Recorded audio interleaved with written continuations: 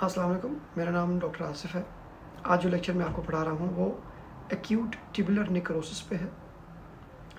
अगर किडनी को blood supply कुछ देर तक कम हो जाए या कोई ऐसी मेडिकेशंस आप इस्तेमाल करें जो कि किडनी को डैमेज कर रही हों, तो ट्यूब्यूल्स को डैमेज होगा इतना कि रीनल फेलियर हो जाएगा।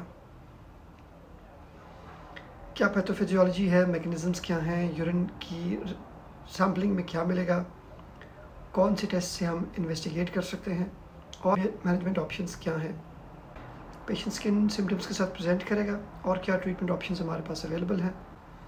अगर जहन में कोई क्वेश्चंस आए तो कमेंट सेक्शन में लिखिएगा, मैं आपको रिप्लाई करूँगा। ये लेक्चर्स आपके कॉन्सेप्ट्स क्लियर करने और बहुत सारे एग्जाम्स पास करने में हेल्प करेंगे। वीडियो को लाइक करें, चैनल सब्सक्राइब करें और बेल आइकन ज़रूर प्रेस करें ताकि तमाम वीडियोस आपको टाइमली पहुंचती रहें। आइए लेक्चर स्टार्ट करते हैं।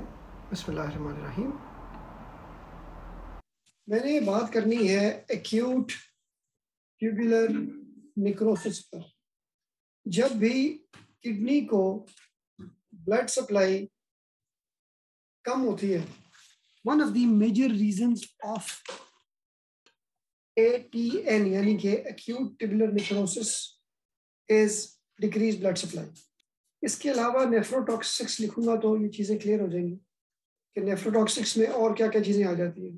कुछ ऐसी ड्रग्स हैं जैसा कि अमाइनोग्लाइकोसाइड्स हैं, ये नेफ्रोटॉक्सिक्स है। कंट्रास्ट मीडियम है, जैसे हम सीटी स्कैन वगैरह कराने के लिए कंट्रास्ट यूज करते हैं। इसके अलावा हीमोग्लोबिन इटसेल्फ है और मायोग्लोबिन है। हीमोग्लोबिन कब निकलती है? हेमोलिसिस होता है, जब खास तौर पे इंट्रावास्कुलर हेमोलिसिस जब ज़्यादा हो तो ये हीमोग्लोबिन एक्सेस अमाउंट में यूरिन में एक्सक्रीट होती है। तो जब ये एक्सेस अमाउंट यूरिन में एक्सक्रीट होगा तो ये नेफ्रॉन है हमारा। अब आप ये नोट करें कि ये हीमोग्लोबिन ब्रेक होने के बाद जब नेफ्रॉन से गुजरेगी तो ये एक्सक्रीट होगी, तो ये लोकल डैमेज करती है और ट्यूब्यूल्स को डैमेज कर सकती है, लीडिंग टू ATN। जितनी ज़्यादा देर ये स्टे करेगी नेफ्रॉन के अंदर, ट्यूब्यूल्स को डैमेज करेगी। इसी तरीके से जब मसल्स ब्रेक होते हैं, मायोग्लोबिन रिलीज होती है और ये मायोग्लोबिन नेफ्रॉन के अंदर बिल्कुल वैसे ही प्रॉब्लम करेगी जैसे हीमोग्लोबिन करेगी। और यही आपने कॉन्सेप्ट कंट्रास्ट मीडियम का भी बनाना है कि कंट्रास्ट भी जब इसके अंदर से गुजरेगा तो वो लोकली डैमेज करेगा। ये वैसे ही है जैसे ड्रेन पाइप के अंदर एक चीज लॉक कर जाए। किचन का ड्रेन पाइप है, उसके अंदर बर्तन धोते हुए बहुत सारी चीजें क्लॉट कर सकती हैं उस पाइप को, ये वैसे ही क्लॉट किया हुआ है उसमें। अब one of the few things जो कि हम कर सकते हैं वो ये है कि हम इसको फ्लश कर दें। फ्लश पहले और बाद में फ्लश कर दें। ये मैं समझाना चाहता हूँ कि पहले और बाद का क्या मतलब है। फॉर एग्जाम्पल, एक बंदे ने CT स्कैन के लिए जाना है, उसका किडनी फंक्शन थोड़ा सा पहले से ही बॉर्डर लाइन है या उसको पहले से डायबिटीज है, तो हमें शक है कि कहीं ये ना हो कि मरीज को कंट्रास्ट की वजह से डैमेज हो जाए। तो हम मरीज को पहले नॉर्मल सलाइन देते, फ्लूइड देते, स्कैन हो गया और फिर वापस आने पे दोबारा उसको फ्लूइड दे देते।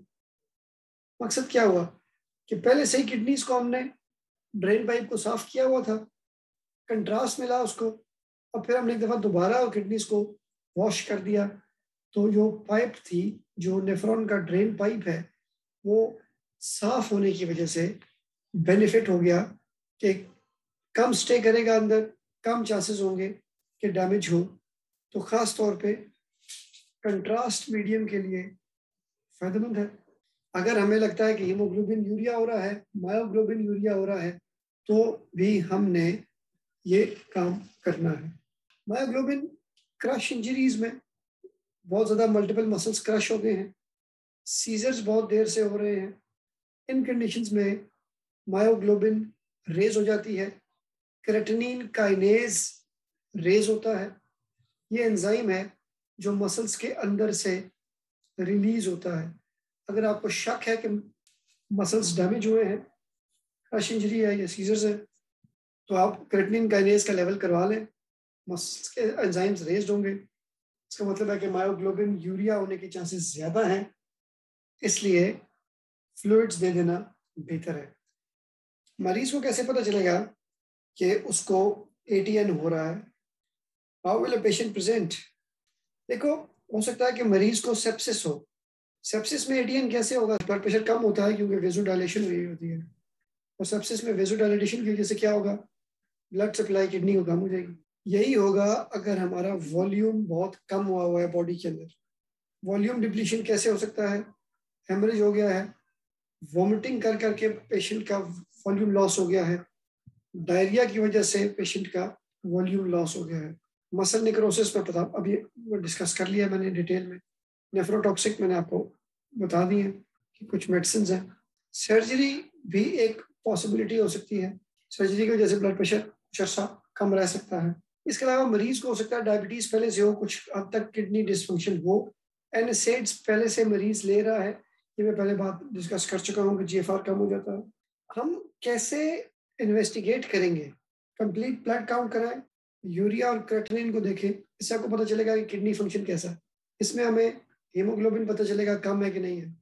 इलेक्ट्रोलाइट्स करवा लें, क्योंकि एक्यूट किडनी में पोटेशियम ज़्यादा हो जाएगा, एक्यूट किडनी फेलियर में। हम यूरिन को एग्जामिन कर सकते हैं देखने के लिए कि यूरिन के अंदर ब्लड या प्रोटीन्स तो नहीं आ रहे हैं। अल्ट्रासाउंड कर सकते हैं हम किडनीज का, ये देखने के लिए कि किडनी को कोई डायरेक्ट डैमेज हो रहा है या नहीं हो रहा है। ये बताएं कि इलेक्ट्रोलाइट्स की बात कर रहा हूं मैं, कैल्शियम लेवल कैसा होगा किडनी के डिसफंक्शन में? कैल्शियम कम हो जाता है, क्यों होता है? कैल्शियम इसलिए कम हो जाता है कि विटामिन डी की एक्टिवेशन नहीं हो रही होती। विटामिन डी ने एक्टिवेट होना है किडनीज के अंदर, जब वो एक्टिवेट ही नहीं होंगी तो फिर लेवल विटामिन डी का कम होगा तो कैल्शियम कम हो जाएगा। क्या होगा जी किडनीज में? एसिडोसिस होगा या अल्कलोसिस होगा? क्योंकि जो किडनी है वो एसिड को एक्सक्रीट नहीं करती और बाइकार्बोनेट प्रोडक्शन कम हो जाती है। कब? जब किडनी फेलियर होगा तो इन दोनों चीजों की वजह से मरीज एसिडोसिस में चला जाता है। कुछ और मेडिसिन जो कि करा सकती हैं एटीएन, उनके नाम दे देता हूँ मैं आपको। साइक्लोस्पोरिन एंटी कैंसर ड्रग है। टेक्रोलेमस ज्यादातर किडनी ट्रांसप्लांट, लिवर ट्रांसप्लांट के पेशेंट्स में दी जाती है, किडनी को डिसफंक्शन करवा सकती है। एसाइक्लोवेर एक एंटी वायरल ड्रग है, ये भी करवा सकती है। हम इसके अलावा बायोप्सी कर सकते हैं अगर हमें चीज़ें क्लियर नहीं है तो। मैंने कुछ हद तक आपको ट्रीटमेंट की ऑप्शंस बता दी हैं, जिनमें सबसे पहला ट्रीटमेंट क्या होगा जी? कॉज ढूंढें, वजह क्या है। अगर मरीज सर्जरी के बाद शॉक में गया है, अगर फ्लूइड लेवल्स बॉडी में कम है, तो इन दोनों सूरतों में आप क्या करेंगे? आप फ्लूइड्स रिप्लेस करें इंट्रावीनसली। ऑफ कोर्स बैलेंस को देखते हुए, ओवर फिल भी ना कर दें, अंडर फिल भी ना करें। इसका मतलब ये है कि फ्लूइड लेवल कम होने की वजह से भी आईवी फ्लूइड्स इंपॉर्टेंट है, और नेफ्रोटॉक्सिसिटी की वजह से भी फ्लूइड्स आर बेनिफिशियल। क्योंकि अगर ट्रीटमेंट नहीं हो सकता तो फिर हमारे पास ऑप्शन डायलिसिस की रह जाती है। अब डायलिसिस की बात करते हैं कि क्या इंडिकेशंस क्या हैं डायलिसिस की। रिफ्रैक्टरी फ्लूइड ओवरलोड है। यहाँ पहले मैं बता दूं कि हम डायरेटिक्स को ट्राई कर सकते हैं फ्लूइड ओवरलोड को खत्म करने के लिए, मगर एक ऐसा फ्लूइड ओवरलोड है जो बिल्कुल ठीक नहीं हो रहा, उसे रिफ्रैक्टरी कहेंगे, हमें डायलिसिस करना पड़ेगा। पोटेशियम लेवल ज्यादा हो और सेवियरली ज्यादा हो, मोर देन 6.5 को सेवियर हाइपरकैलेमिया कहा जाता है। मेटाबॉलिक एसिडोसिस अभी जिक्र हुआ था, इतना सेवियर हो कि पीएच 7.1 से कम हो जाए। नॉर्मल पीएच बिटवीन 7.35 टू 7.45 होती है, तो काफी सेवियर है। फिर है यूरीमिया की कॉम्प्लिकेशंस।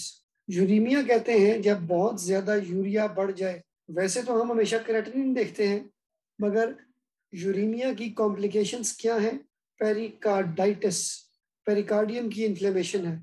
यूरीमिया की वजह से दिमाग के ऊपर असर पड़ना यूरीमिक एनकेफेलोपैथी कहलाता है। इन सूरतों में डायलिसिस कर लेना बेहतर है।